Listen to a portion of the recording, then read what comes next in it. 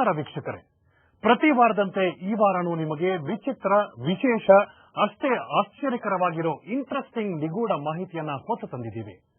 ಅದು ದಟ್ಟ ಹಸಿರೊದ್ದ ಕಾನನದ ನಡುವೆ ಅಂಜದೆ ನಮ್ಮ ನಿಗೂಢ ಜಗತ್ತು ತಂಡ ಹೆಕ್ಕಿ ತೆಗೆದಿರೋ ಮಾಹಿತಿ. ಆ ಕುತೂಹಲ ಭರಿತ ಸ್ಥಳ ಯಾವುದು ಅಂತೀರಾ? ಅದೇ ದಕ್ಷಿಣ ಕನ್ನಡ ಜಿಲ್ಲೆಯ ಕಾರಂಜೇಶ್ವರದ ನಿಗೂಢ ಕತೆ.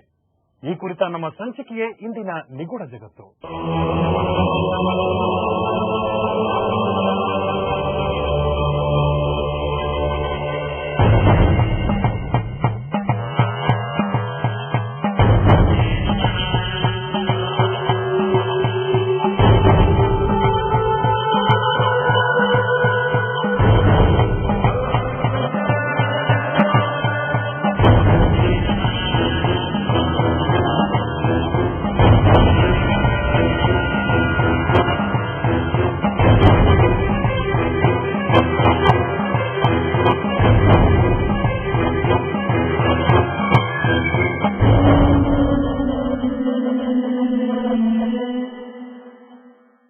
ದಕ್ಷಿಣ ಕನ್ನಡ ಜಿಲ್ಲೆಯ ಬಂಟ್ವಾಳ ತಾಲೂಕಿನ ಮೂಡೂರು ಹತ್ತಿರ ಬರೋದೇ ಕಾರಂಜೇಶ್ವರ ಎಂಬ ಧಾರ್ಮಿಕ ಕ್ಷೇತ್ರ. ಈ ಕ್ಷೇತ್ರ ಹಸಿರಾದ ಬೆಟ್ಟ ಗುಡ್ಡಗಳ ರಮಣೀಯ ತಾಣ. ಜುಳುಜುಳು ಹರಿಯುವ ನದಿಗಳ ಕಲರವಗಳ ನಿನಾದ ನಡುವೆ ಸಿಗೋ ಈ ಕ್ಷೇತ್ರ ತನ್ನಿರುವಿಕೆಯ ಹಿಂದೆ ಗೌಪ್ಯ ಪವಾಡವನ್ನ, ಪುರಾಣ ದಂತಕಥೆಯನ್ನ, ಐತಿಹಾಸಿಕತೆಯನ್ನ ಅಡಗಿಸಿಕೊಂಡಿದೆ. ಆ ಕತೆ ಏನು ಅಂತ ಹೇಳ್ತೀವಿ, ಗಮನವಿಟ್ಟು ಆಲಿಸಿ.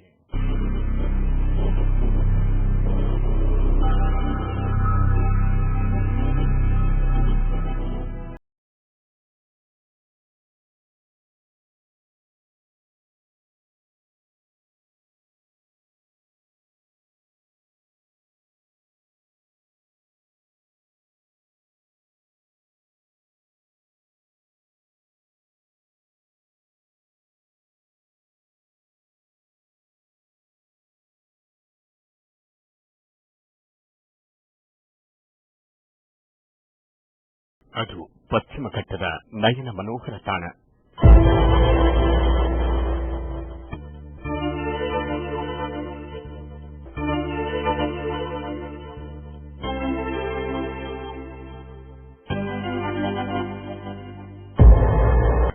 ಹೆಜ್ಜೆ ಹೆಜ್ಜೆಗೂ ಕುತೂಹಲ ಮೂಡಿತು ಧಾರ್ಮಿಕ ಕ್ಷೇತ್ರ ಇದು. ತನ್ನ ಒಡಲ ಗರ್ಭದಲ್ಲಿ ಹತ್ತಾರು ಪವಾಡ, ನಿಗೂಢ ರಹಸ್ಯಗಳನ್ನ ಜೋಪಾನ ಮಾಡಿಕೊಂಡಿರೋ ಕ್ಷೇತ್ರ. ಬಂದ ಭಕ್ತರ ಕಷ್ಟಗಳನ್ನು ನಿವಾರಿಸುತ್ತಾ ಸರ್ವರೋಗಗಳ ನಿವಾರಣೆಯ ಸಂಜೀವಿನಿಯನ್ನ ತನ್ನ ಪಾದಜಲದಲ್ಲಿ ಹುದುಗಿಸಿಕೊಂಡಿರೋ ಧಾರ್ಮಿಕ ಕ್ಷೇತ್ರ.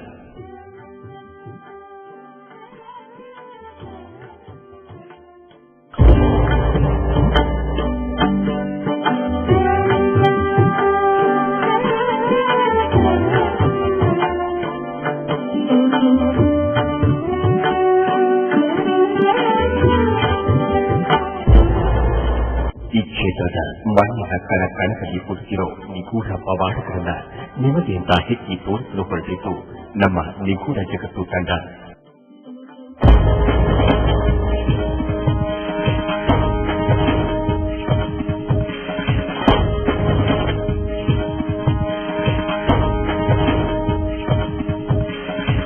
ಏನು ಕರಾವಳಿ ಕರ್ನಾಟಕ ಇದೆ, ಈ ಮಂಗಳೂರು ಇರಬಹುದು, ಉಡುಪಿ ಇರಬಹುದು, ಉತ್ತರ ಕನ್ನಡ ಇರಬಹುದು, ಇವನ್ನ ದೇವಾಲಯಗಳ ತೊಟ್ಟಿಲು ಅಂತ ಹೇಳ್ತಾರೆ. ಯಾಕೆಂದ್ರೆ ಕರಾವಳಿಯ ಉದ್ದಕ್ಕೂ ನಾವು ಹಲವಾರು ಧಾರ್ಮಿಕ ಕ್ಷೇತ್ರಗಳನ್ನ ಕಾಣ್ತೇವೆ. ಹಾಗೇನೆ ಈ ಬಾರಿ ನಮಗೆ ಅಲ್ಲಿಗೆ ಹೋಗ್ಬೇಕು ನಮ್ಮ ತಂಡ ಅಂತಂದಾಗ ನಮಗೆ ಮೊದಲು ಗೊತ್ತಾಗಿದ್ದು ಕಾರಂಜೇಶ್ವರ ಕ್ಷೇತ್ರ. ಏನು ಮಂಗಳೂರಿನಿಂದ ಬಂಟ್ವಾಳ ತಾಲೂಕಿದೆ, ಮಂಗಳೂರು ಜಿಲ್ಲೆ, ಅಲ್ಲಿಂದ 60 ಕಿಲೋಮೀಟರ್ ದೂರದಲ್ಲಿರ್ತಕ್ಕಂಥ ಈ ಕಾರಂಜೇಶ್ವರ ಕ್ಷೇತ್ರಕ್ಕೆ ಹೋಗ್ಬೇಕಾದ್ರೆ ನಿಜವಾಗ್ಲೂ ಒಂಥರ ರೋಮಾಂಚನಕರವಾದಂತಹ ಅನುಭವ ನಮಗುಂಟಾಗ್ತು.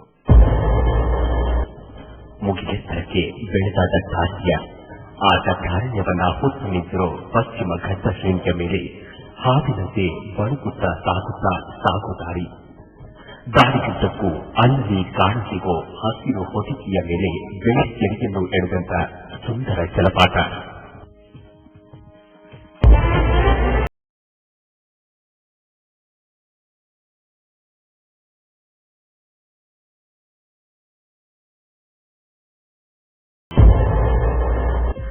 ಪಶ್ಚಿಮ ಘಟ್ಟಗಳ ಮುಗಿಲೆತ್ತರದಿಂದ ಧುಮ್ಮಿಕ್ಕೋ ಜಲಪಾತದ ನೀರ ಹನಿ ಭೂಸ್ಪರ್ಶವಾಗುತ್ತಿದ್ದಂತೆ ಬೆಳ್ಳೊರೆಯಾಗಿ ಮುಂದೆ ಸಾಗಿ ತೊರೆಯಾಗಿ ನದಿಯಾಗಿ ಹರಿಯುವಾಗ ಅದರಿಂದ ಹೊರಹೊಮ್ಮ ಜುಳು ಜುಳುನಾದ ಸೃಷ್ಟಿಯ ಹೊರೆಯನ್ನು ಕೊಟ್ಟ ಭೂರಮೆಯ ನಗುವಿನ ನಾಸಿಯ ಮಂದಹಾಸವನ್ನು ಬೀರುತ್ತೆ.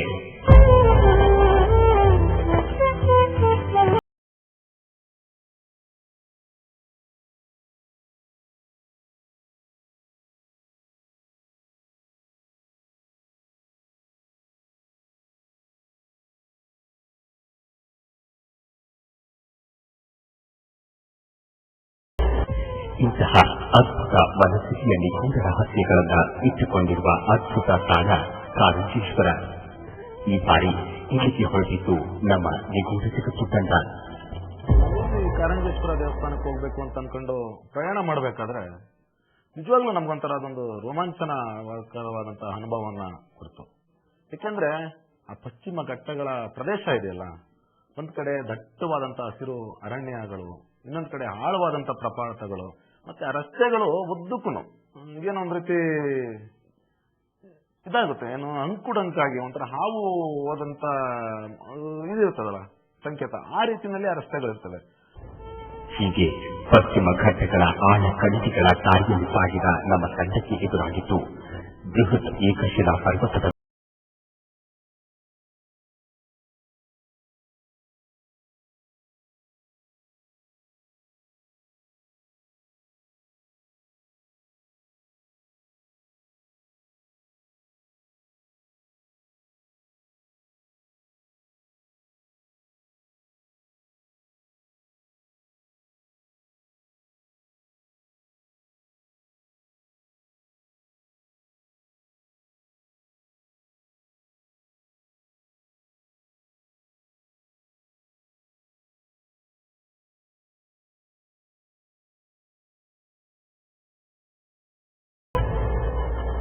ಕಾರಂಜೇಶ್ವರ ಪರ್ವತದ ಪದತಲದಲ್ಲಿ ಅಡಗಿರೋ ಈ ತೀರ್ಥದ ಹಿನ್ನೆಲೆಯನ್ನು ಕೆದಕುತ್ತಾ ಹೋದ ಹಾಗೆ ಅದು ಯುಗ ಯುಗಾಂತರಗಳ ಹಿಂದಕ್ಕೆ ನಮ್ಮನ್ನು ಕರೆದೊಯ್ದಿತು. ಗದಾ ತೀರ್ಥದ ಬಗ್ಗೆ ಅಲ್ಲಿನ ಜನರಲ್ಲಿರ್ತಕ್ಕಂಥ ಒಂದು ನಂಬಿಕೆ ಇದೆಯಲ್ಲ, ಅದನ್ನ ಕೇಳಿದಾಗ ನಿಜವಾಗ್ಲೂ ನಮ್ಗೊಂಥರ ಏನೋ ಒಂದ್ ರೀತಿ ಆ ತೀರ್ಥದ ಬಗ್ಗೆ ಒಂದು ವಿನೀತ ಭಾವ ನಮ್ಮಲ್ಲಿ ಮೂಡ್ ಬಂತು. ಏನಂದ್ರೆ ಈ ಮಹಾಭಾರತದಲ್ಲಿ ವನವಾಸ ಹೊರಟಂತ ಏನು ಪಾಂಡವರಿದ್ದಾರೆ, ಅದರಲ್ಲಿ ಭೀಮಾರ್ಜುನರು ವನವಾಸದ ಸಮಯದಲ್ಲಿ ಕಾರಂಜೇಶ್ವರ ಕ್ಷೇತ್ರಕ್ಕೆ ಬರ್ತಾರೆ. ಆಮೇಲೆ ಅವರು ಆ ಪರ್ವತವನ್ನ ಏರಿ ಮೇಲ್ಗಡೆ ಹೋಗ್ತಾರೆ. ಮೇಲ್ಗಡೆ ಹೋದಾಗ ಭೀಮಾರ್ಜುನರಿಗೆ ಅಲ್ಲಿ ಆಯಾಸ ಆಗಿರ್ತದೆ. ಆಯಾಸ ಆಗಿದ್ದಾಗ ಸುತ್ತಲೂ ನೋಡ್ತಾರೆ, ಆ ಪರ್ವತದ ಮೇಲೆ ಎಲ್ಲೂ ಅವ್ರಿಗೆ ನೀರು ಸಿಗೋದಿಲ್ಲ. ಆ ನೀರು ಸಿಗದೇ ಇದ್ದಂತ ಸಮಯದಲ್ಲಿ ಭೀಮನ ಕೋಪ ಬಂದು ತನ್ನ ಕೈಲಿದ್ದಂತ ಗದೆನ ರಭಸವಾಗಿ ಕೆಳಗಡೆ ಎಸ್ತಾನೆ. ಆ ಕೆಳಗಡೆ ಎಸ್ದಾಗ ಅಲ್ಲಿ ಆ ಭೂಮಿನಲ್ಲಿ ಆ ಗದೆಯ ಬಿದ್ದ ರಭಸಕ್ಕೆ ಒಂದು ನೀರು ಚೆಲ್ಲಂತ ಮೇಲ್ಗಡೆ ಚಿಮ್ಮುತ್ತಂತೆ. ಚಿಮ್ಮಿದ ಇದೆ ಇವತ್ತು ಆ ಗದಾತೀರ್ಥವಾಗಿದೆ. ಕಾರಂಜೇಶ್ವರ ದೇವಸ್ಥಾನಕ್ಕೆ ಯುಗ ಯುಗಾಂತರಗಳ ಸಂಬಂಧ ಇದೆ ಅಂತ ಹೇಳಿದ್ನಲ್ಲ, ಆ ಪೌರಾಣಿಕ ಹಿನ್ನೆಲೆ ನಿಮಗೆ ರೋಮಾಂಚನವನ್ನ ಉಂಟು ಮಾಡುತ್ತೆ. ಕೃತ ತ್ರೇತ ದ್ವಾಪರ ಕಲಿಯುಗದ ಸಾಕ್ಷಿ ಪ್ರಜ್ಞೆಯಾಗಿರೋ ಈ ಕಾರಂಜೇಶ್ವರನ ಪವಾಡಗಳನ್ನ ಒಂದೊಂದಾಗಿಯೇ ನಿಮಗೆ ಕಟ್ಟಿಕೊಡ್ತೀನಿ. ಹೌದು, ನಿಮಗೆ ಗದಾತೀರ್ಥದ ವಿಷಯ ಹೇಳಿದ್ದೆ ಅಲ್ವಾ? ಇದಕ್ಕೆ ಗದಾತೀರ್ಥ ಎಂಬ ಹೆಸರು ಏಕೆ ಬಂತು, ಇದರ ಮಹಿಮೆ ಏನು ಎಂಬುದನ್ನು ನಿಮಗೆ ತಿಳಿಸುತ್ತೇನೆ. ಹಾಗೆ ನೋಡ್ತಾ ಇರಿ.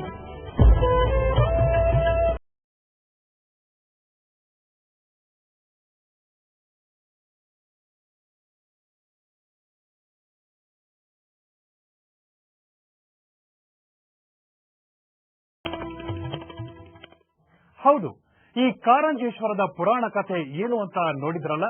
ಮುಂದೆ ಈ ಬೆಟ್ಟದ ಕೆಳಗಿರೋ ಗದಾತೀರ್ಥದ ಕಥೆ ಏನು, ಹಾಗೆ ಹೆಸರು ಬರೋದಕ್ಕೆ ಕಾರಣ ಏನು ಅಂತ ಹೇಳ್ತೀವಿ ಒಂದು ಬ್ರೇಕ್ನ ನಂತರ.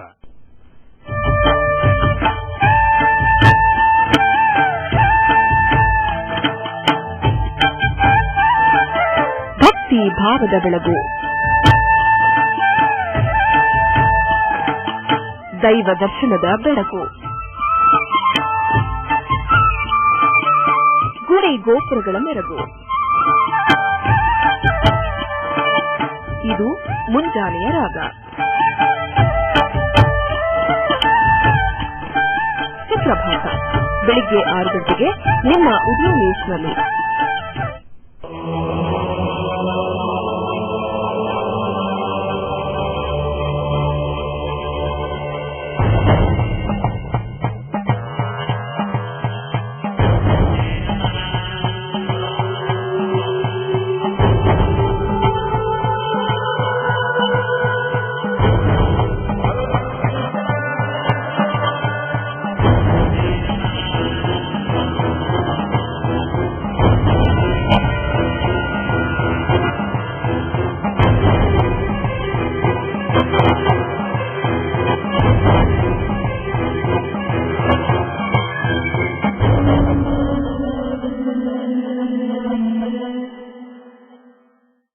ಕಾರಂಜೇಶ್ವರ ಕ್ಷೇತ್ರದಲ್ಲಿರೋ ಗದಾ ತೀರ್ಥ ತ್ರೇತಾಯುಗ ದ್ವಾಪರ ಯುಗದ ಜೊತೆ ಐತಿಹಾಸಿಕ ಕಥೆಯನ್ನ ಬೆರೆಸಿಕೊಂಡಿದೆ. ತ್ರೇತಾಯುಗದಲ್ಲಿ ಅಸುರನ ಸಂಹಾರದ ನಂತರ ಗಜಾರ್ಧಗಿರಿ ಎಂದು ಕರೆಸಿಕೊಳ್ತಾ ಇದ್ದದ್ದು ದ್ವಾಪರ ಯುಗದಲ್ಲಿ ಭೀಮನ ನೀರಿನ ದಾಹದ ಕತೆ ಜೊತೆ ಬೆರೆತು ಗದಾ ತೀರ್ಥವಾಗಿ ಮಾರ್ಪಡಿತಂತೆ. ಆ ಕತೆ ಏನು ಅಂತ ಇದೀಗ ನೋಡೋಣ.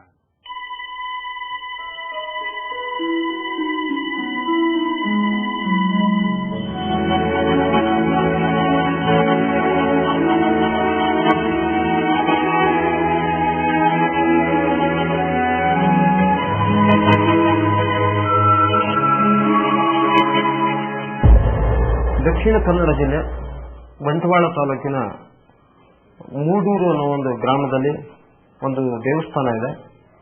ಆ ದೇವಸ್ಥಾನದಲ್ಲಿ ಪೂಜೆ ಆದ ತಕ್ಷಣ ದೇವರಿಗೆ ಮಾಡಿದಂತಹ ನೈವೇದ್ಯವನ್ನ ಅಲ್ಲಿರುವಂತಹ ಕೋತಿಗಳಿಗೆ ಹಾಕ್ತಾರೆ ಅನ್ನೋ ವಿಚಾರ ನಮಗೆ ತಿಳಿದು ಬಂತು. ಈ ಒಂದು ವಿಷಯವನ್ನ ಬೆನ್ನು ಹಚ್ಚಿಕೊಂಡು ನಾವು ಆ ದೇವಸ್ಥಾನವನ್ನು ನೋಡಬೇಕು, ಅಲ್ಲಿರುವ ಆಚರಣೆಗಳ ಬಗ್ಗೆ ತಿಳ್ಕೊಳ್ಬೇಕು, ಅದರ ಹಿನ್ನೆಲೆಯನ್ನು ಅರ್ಥ ಮಾಡ್ಕೊಳ್ಬೇಕು ಅನ್ನೋ ಕಾರಣಕ್ಕೆ ಇಲ್ಲಿ ಹೋದ್ವಿ. ಹೌದು, ದಕ್ಷಿಣ ಕನ್ನಡ ಜಿಲ್ಲೆಯ ಬಂಟ್ವಾಳ ತಾಲೂಕಿನಲ್ಲಿರೋ ಈ ಹಳ್ಳಿ ಮೂಡೂರು. ಮಂಗಳೂರಿನಿಂದ 60 ಕಿಲೋಮೀಟರ್ ದೂರವಿರೋ ಈ ಹಳ್ಳಿಗೆ ಬಸ್ ಸೌಕರ್ಯವೂ ಕೂಡ ಇದೆ. ಕೇಳಿದ ತಕ್ಷಣವೇ ನಮಗೆ ಸಾಕಷ್ಟು ಕುತೂಹಲವನ್ನ ಮೂಡಿಸಿತ್ತು ಈ ಕಾರಂಜೇಶ್ವರ ಪರ್ವತ.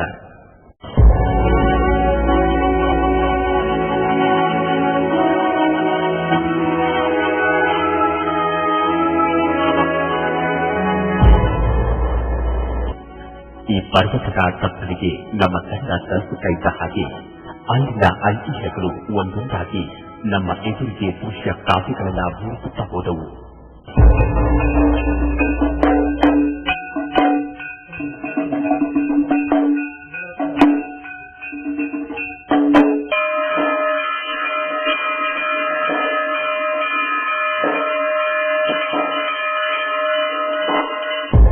ರೌದ್ರಗಿರಿ ನಾಮ ಅಂದ್ರೆ ಈ ಪ್ರಳಯ ಇಲ್ಲೆಲ್ಲ ಮೊದಲು ಜಲಾವೃತ ಆಗಿತ್ತು. ಆ ಸಮಯದಲ್ಲಿ ರುದ್ರಮಣಿ ಇಲ್ಲಿ ಪೂಜೆ ಮಾಡ್ತಾ ಇದ್ದ. ಆ ಕಾಲಕ್ಕೆ ರುದ್ರಗಿರಿ ಎಂಬ ಹೆಸರು ಬಂತು. ರುದ್ರಮಣಿ ಪೂಜೆ ಮಾಡ್ತಾರೆ ಕೃತಯುಗದಲ್ಲಿ. ಕೃತಿಯ ರುದ್ರಗಿರಿ ನಾಮ ಅಂತ ಹೆಸರು ಬಂತು.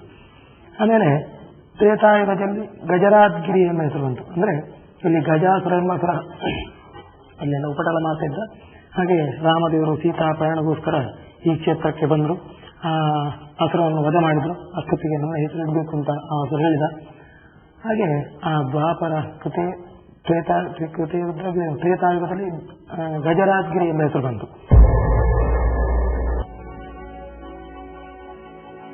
ಹೌದು, ನಾನು ಈ ಮೊದಲು ಹೇಳಿದ್ದೆ ಕಾರಂಜೇಶ್ವರಕ್ಕೆ ಯುಗಾಂತರಗಳ ಸಂಬಂಧ ಇದೆ ಅಂತ. ಈ ಗಿರಿಗೆ ಕೃತಯುಗದಲ್ಲಿ ರೌದ್ರಗಿರಿ ಎಂಬ ಹೆಸರಿತ್ತು. ಇದಕ್ಕೆ ಕಾರಣ ಆಗ ಇಲ್ಲಿ ರುದ್ರನೆಂಬ ಮುನಿ ತಪಸ್ಸು ಮಾಡ್ತಾ ಇದ್ದ.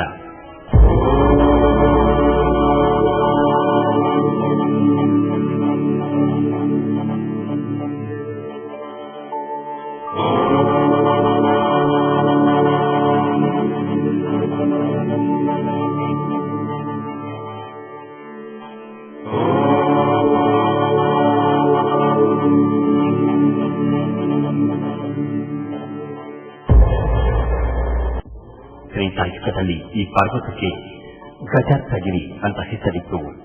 ಹಿಂದೆ ಇಲ್ಲಿ ವಾಸ ಮಾಡ್ತಾ ಇದ್ದ ಗಜಾಸುರ ಎಂಬ ರಾಕ್ಷಸ ಋಷಿ ಮುನಿಗಳಿಗೆ ತೊಂದರೆ ಕೊಡ್ತಾ ಇದ್ದ. ಆ ಸಂದರ್ಭದಲ್ಲಿ ಇಲ್ಲಿಗೆ ಬಂದ ಶ್ರೀರಾಮ ಆ ಅಸುರನನ್ನು ವಧಿಸುತ್ತಾನೆ. ಆಗ ರಣೋತ್ಕಮನ ಸ್ಥಿತಿಯಲ್ಲಿ ಈ ಅಸುರ ಈ ಗಿರಿಗೆ ನನ್ನ ಹೆಸರಿಡು ಅಂತ ಶ್ರೀರಾಮನಲ್ಲಿ ಪ್ರಾರ್ಥಿಸುತ್ತಾನೆ. ಅವನ ಪ್ರಾರ್ಥನೆಯಂತೆ ಶ್ರೀರಾಮ ಈ ಪರ್ವತಕ್ಕೆ ಗಜಾರ್ಧಗಿರಿ ಅಂತ ಹೆಸರಿಡ್ತಾನೆ.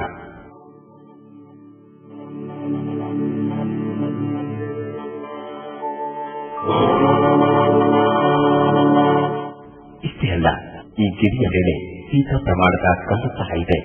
ಜೊತೆಗೆ ಭೀಮನ ಉಂಗುಷ್ಟದಿಂದ ಉಂಟಾದ ಉಂಗುಷ್ಟ ತೀರ್ಥ ಕೂಡ ಇಲ್ಲಿದೆ. ಹಾಗೆ ದ್ವಾಪರೇತಿ ಭೀಮಶೈಲ ಅಂತ ಹೇಳ್ತಾರೆ. ಅಂದ್ರೆ ದ್ವಾಪರಯುಗದಲ್ಲಿ ಭೀಮಶೈಲ ಎಂಬ ಹೆಸರು ಬಂತು. ಅಂದ್ರೆ ಇಲ್ಲಿ ಭೀಮಾರ್ಜುನರು ಆ ವನವಾಸ ಸಮಯದಲ್ಲಿ ಈ ಕ್ಷೇತ್ರಕ್ಕೆ ಬಂದರು ಎಂಬ ಕುರುಹು. ಅಂದ್ರೆ ಗದೆಯನ್ನು ಹೊಡೆದ ಹೊಡೆದಾಗ ಗದಾ ತೀರ್ಥ ಆಯಿತು ಕೆಳಗಿನ ಇದರಲ್ಲಿ. ಹಾಗೆ ಆಮೇಲೆ ಮೇಲ್ಗಡೆ ಬರುವಾಗ ಜಾನು ತೀರ್ಥ ಅಂತ ಹೇಳಿದೆ. ಜಾನು ಅಂತ ಹೇಳಿದ್ರೆ ಈ ಮೊಣಕಾಲನ್ನು ಊರಿ ಅರ್ಗೆ ಬಿಟ್ಟದ್ದು ಹಾಗೆ ಜಾನು ಅಂತ ಹೆಸರು ಬಂತು. ಕೇಳಿದ್ರಲ್ಲ, ದ್ವಾಪರ ಯುಗದಲ್ಲಿ ಜೂಜಾಟದಲ್ಲಿ ಸೋತ ಪಾಂಡವರು ವನವಾಸಕ್ಕೆ ಹೋದ್ರಲ್ಲ, ಆ ಸಂದರ್ಭದಲ್ಲಿ ಅವರು ಬರೋದು ಇದೇ ಕಾರಂಜೇಶ್ವರ ಅರಣ್ಯಕ್ಕೆ.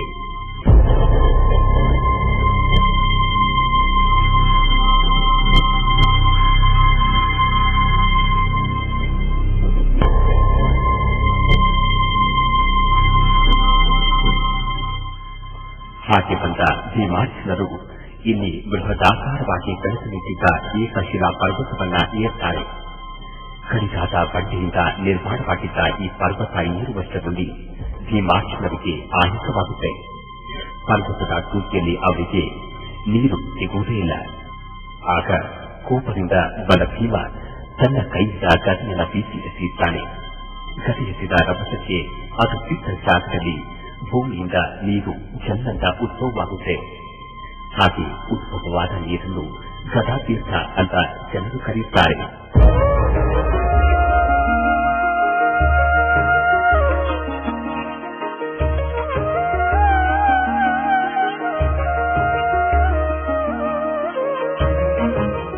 ಅಲ್ಲಿ ಒಂದು ಉಂಗುಷ ತೀರ್ಥ ಅಂತ ಉಂಟು. ಅದರಲ್ಲಿ ಸಹ ಯಾವಾಗಲೂ ನೀರು ಆಡುವುದಿಲ್ಲ. ಜೂನ್ನಲ್ಲಿ ಮಳೆ ಬರದಿದ್ದರೂ ಸ್ವಲ್ಪ ಆದರೂ ಬೆಳಿಗ್ಗೆ ನೀರು ಇರುತ್ತದೆ. ಹಾಗೆ ಗದಾತೀರ್ಥ ಅಂತೇಳಿ ಅದು ಭೀಮ ಗದೆ ಬಿಸಾಡಿ ಒಂದು ಕೆರೆ ಆದದ್ದಂತೇಳಿ ಒಂದು ಪ್ರತೀತಿ ಉಂಟು. ಅದು ಆ ಕೆರೆಯು 600 ಫೀಟ್ ಉದ್ದ, 150 ಫೀಟ್ ಅಗಲ, 20 ಫೀಟ್ ಆಳ ಇದ್ದು ಯಾವಾಗಲೂ ಅದರಲ್ಲಿ ನೀರು ಆಡುವುದಿಲ್ಲ.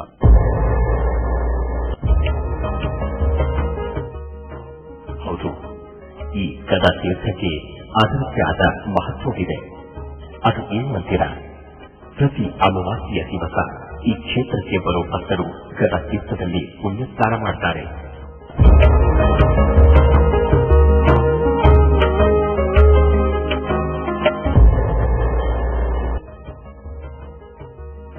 ಈ ತೀರ್ಥದಲ್ಲಿ ಪುಣ್ಯ ಸ್ನಾನ ಮಾಡಿ ಕಾರಂಜೇಶ್ವರನನ್ನ ಭಕ್ತಿ ಭಾವದಿಂದ ಪೂಜಿಸಿದರೆ ಭವರೋಗಗಳು ನಿವಾರಣೆಯಾಗ್ತವೆ ಅನ್ನೋ ನಂಬಿಕೆ ಇವತ್ತಿಗೂ ಇಲ್ಲಿ ಚಾಲ್ತಿಯಲ್ಲಿದೆ. ಇಂದಿನಿಂದ ಮುಂದೆ ಹೊರಟ ನಮ್ಮ ತಂಡಕ್ಕೆ ಎದುರಾಗಿದ್ದು ವಾನರ ಸೇನೆ.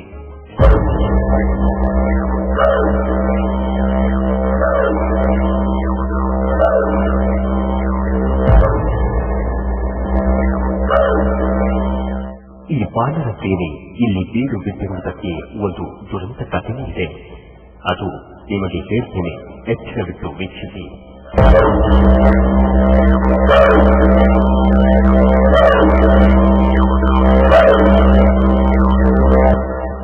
ಒಂದಾನೊಂದು ಕಾಲದಲ್ಲಿ ಕಾರಂಜೇಶ್ವರ ಕ್ಷೇತ್ರದ ಹತ್ತಿರ 4 ಬ್ರಾಹ್ಮಣ ಕುಟುಂಬಗಳು ವಾಸ ಮಾಡ್ತಾ ಇದ್ದವು. ಜೊತೆಗೆ ಶಂಕರನಾರಾಯಣ ಅನ್ನೋ ತಪಸ್ವಿ ಕೂಡ ಇಲ್ಲೇ ವಾಸ ಮಾಡ್ತಾ ಇದ್ದ.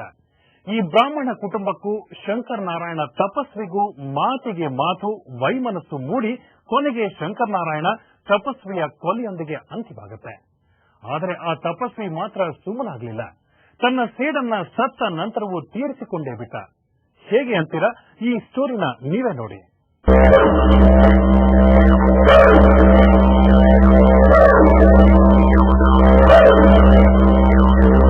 ಇನ್ನೊಂದು ಪ್ರಶ್ನೆ, ನಾವು ಯಾವ ವಿಚಾರವನ್ನ ಇಟ್ಟುಕೊಂಡು ಹೋಗಿದ್ವಿ?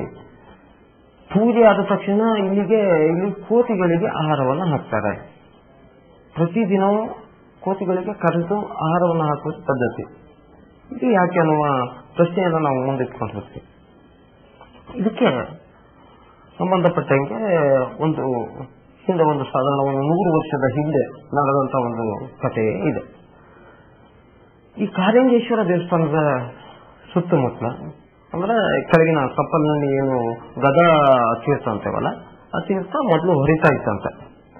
ಈ ಕೆಳಗಡೆ 4 ಬ್ರಾಹ್ಮಣ ಕುಟುಂಬಗಳಿದ್ವು. ಬ್ರಾಹ್ಮಣ ಕುಟುಂಬ ಅವರು ಜಮೀನ್ದಾರಿಕೆ ಅಂದ್ರೆ ಕೃಷಿಯನ್ನು ಅವಲಂಬಿಸಿಕೊಂಡಿದ್ದಂತ ಕುಟುಂಬಗಳು. ಅವರು ಈ ಗದಾ ತೀರ್ಥದಿಂದ ಹೋಗುವಂತ ನೀರನ್ನೇ ತಮ್ಮ ಕೃಷಿಗೆ ಉಪಯೋಗಿಸ್ಕೊಳ್ತಾ ಇದ್ರು.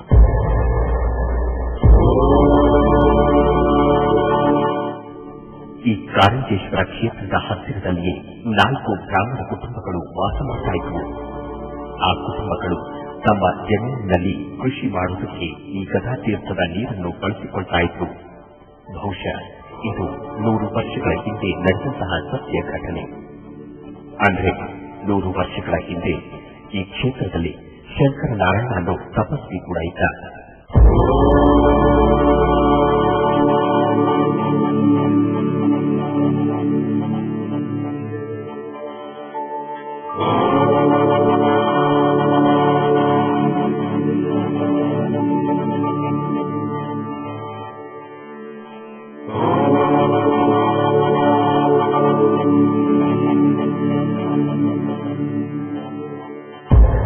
ಸಂದರ್ಭದಲ್ಲಿ ಅಲ್ಲಿ ಶಂಕರನಾರಾಯಣ ಅನ್ನೋ ಒಬ್ಬ ಮುನಿ ಬರ್ತಾನೆ.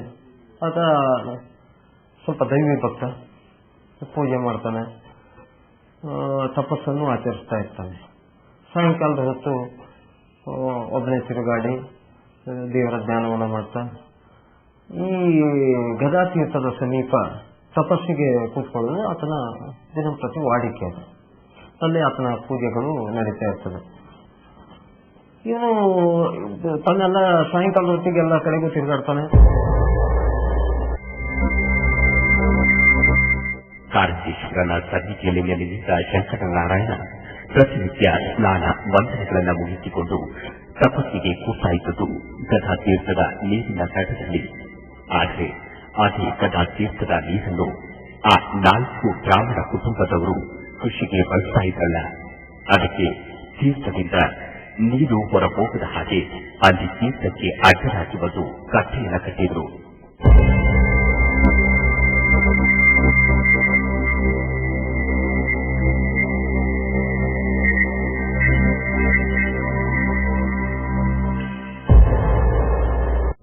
ಇವರು ಹೀಗೆ ತೀರ್ಥಕ್ಕೆ ಅಡ್ಡಲಾಗಿ ಕಟ್ಟಲಾಗಿದ್ದ ಕಥೆಯಿಂದಾಗಿ ನೀರಿನ ಅಲೆ ಹೆಚ್ಚಾಗಿ ಮೇಲಿನಿಂದ ಮೇಲೆ ಉಂಟಾಗುತ್ತಿದ್ದ ಶಬ್ದ ಆ ಋಷಿ ಮುನಿಯ ಏಕಾಂತಕ್ಕೆ ಭಂಗ ತರ್ತಾಯಿತು. ಆವಾಗ ಆ ಮುನಿ ಏನು ಮಾಡ್ತಾ ಗೊತ್ತಾ, ಏಕಾಂಗಿಯಾಗಿ ಯಾರದ್ದು ತೊಂದರೆ ಇಲ್ಲದೆ ಕೂತ್ಕೊಂಡಿರ್ತಾನೋ ಅವಾಗ ನೀರು ಮೇಲಕ್ಕೆ ಬಂದು ಅವನಿಗೆ ತೊಂದರೆ ಮಾಡ್ತಾರೆ. ಅವನು ಇದನ್ನ ನೋಡ್ತಾನೆ, ಯಾಕೆ ಹೀಗಾಗ್ತಾ ಇದೆ, ನೀರು ಇಲ್ಲಿ ಹೇಗೆ ಬರ್ತದೆ ಅಂತ ನೋಡಿದಾಗ ಈ 4 ಫ್ಯಾಮಿಲಿಗಳು ಕುಟುಂಬದವರು ನೀರಿಗೆ ಒಡ್ಡನ್ನು ಕಟ್ಟಿದ್ದು ಗೊತ್ತಾಗ್ತದೆ. ಆಗ ಅವನು ಹೋಗಿ ಆ ಒಡ್ಡನ್ನ ತೆಗೆದಾಕ್ಬಿಡ್ತಾನೆ, ನೀರು ಹೊರಗೆ ಮಾಡ್ತಾನೆ. ಅವ್ರದಲ್ಲಿ ಕೆಳಗಡೆ ಗದ್ದೆಲ್ಲ ಇರ್ತದೆ, ಈ ನೀರು ಹೋಗಿರೋದ್ರಿಂದ ಗದ್ದೆ ಹಾಳಾಗ್ತದೆ. ಬಂದು ನೋಡ್ತಾರೆ, ಯಾರಿದು ರಾತ್ರಿ ಯಾರು ಈ ರೀತಿ ಮಾಡ್ತಾ ಇದ್ದಾರೆ. 1-2 ಸಲ ನೋಡ್ತಾರೆ, ಬಂದು ಸ್ವಾಮಿಗೆ ಎಚ್ಚರಿಕೆಯನ್ನು ಕೊಡ್ತಾರೆ, ಈ ರೀತಿ ಮಾಡಬಾರ್ದು, ನಮ್ ಗದ್ದೆ ಹಾಳಾಗ್ತದೆ. ಇನ್ನೊಬ್ಬ ಪವಾಡ ಪುರುಷ ಅನ್ನುವ ಕಲ್ಪನೆ ಬಹುಶಃ ಆ 4 ಫ್ಯಾಮಿಲಿಗೆ ಇದ್ದಂಗಿಲ್ಲ. ಆದ್ರೆ ಈ ಋಷಿ ಅದನ್ನ ಯಾವುದೂ ಗಣನೆಗೆ ತೆಗೆದುಕೊಳ್ಳದೆ ಮತ್ತೆ ಪುನಃ ಅದೇ ರೀತಿ ನೀರ್ ಮೇಲಕ್ಕೆ ಬಂದ ಕೂಡಲೇ ಹೋಗುದು, ನೀರನ್ನ ಗದ್ದೆಗೆ ಬಿಟ್ಟುಬಿಡ್ತಾನೆ. ತನ್ನ ತಪಸ್ಸಿಗೆ ಭಂಗ ತರ್ತಾ ಇದ್ದ ನೀರಿನ ಅಲೆಗೆ ಸಿಟ್ಟಿಗೆದ್ದ ಋಷಿಮುನಿ ತನ್ನ ಜಾಗದಿಂದ ಇದ್ದು ಹಾಗೆ ನೋಡಿದಾಗ ಅಲ್ಲಿ ತೀರ್ಥದ ಕೊನೆಯಲ್ಲಿ ಕಟ್ಟೆ ಕಟ್ಟಿರೋದು ಗೊತ್ತಾಗುತ್ತೆ.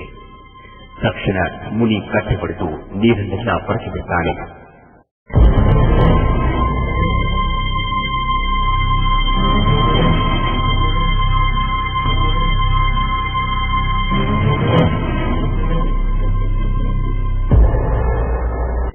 ಇದು ಆ 4 ಬ್ರಾಹ್ಮಣ ಕುಟುಂಬಗಳಿಗೆ ಗೊತ್ತಾಗಿಬಿಡುತ್ತೆ. ಆಮೇಲೆ ಆ 4 ಕುಟುಂಬದ ಸದಸ್ಯರೆಲ್ಲ ಒಟ್ಟಾಗಿ ಬಂದು ಮುನಿಗೆ ಎಚ್ಚರಿಕೆ ಕೊಡ್ತಾರೆ.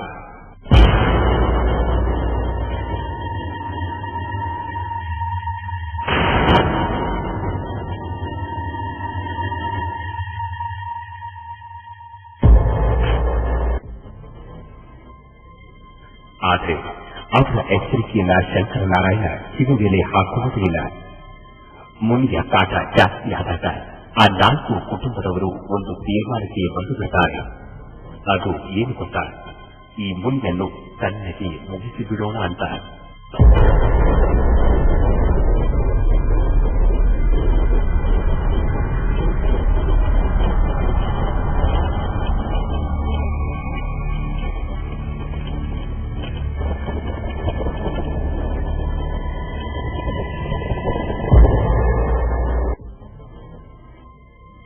ಹೀಗೆ ಮಾತನಾಡಿಕೊಂಡ ಆ 4 ಕುಟುಂಬಗಳು ರಾತ್ರಿ ವೇಳೆಯಲ್ಲಿ ಆ ಶಂಕರ ನಾರಾಯಣನನ್ನು ಕೊಂದು ಬಿಡುತ್ತಾರೆ.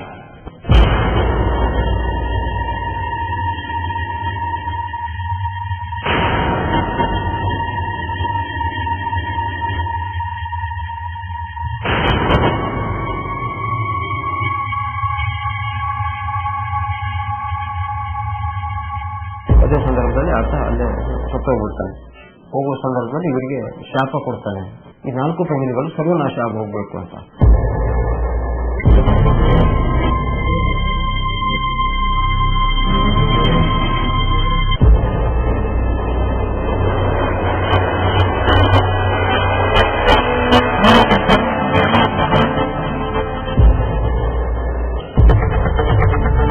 ಮುನಿ ಶಾಪಕ್ಕೆ ಗುರಿಯಾದ ಆ ಬ್ರಾಹ್ಮಣ ಕುಟುಂಬದ ಒಬ್ಬ ವ್ಯಕ್ತಿ ಮನೆಗೆ ಬಂದ ತಕ್ಷಣ ಸತ್ತೇ ಹೋಗ್ತಾನೆ.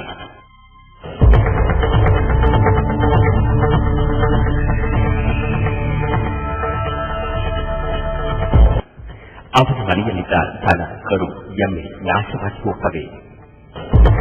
ಇನ್ನೊಂದು ಕುಟುಂಬ ಈ ಊರಿನ ಸಹವಾಸವೇ ಬೇಡ ಅಂತ ಕುಳಿಗೊಳ್ದು ಬಿಡುತ್ತೆ.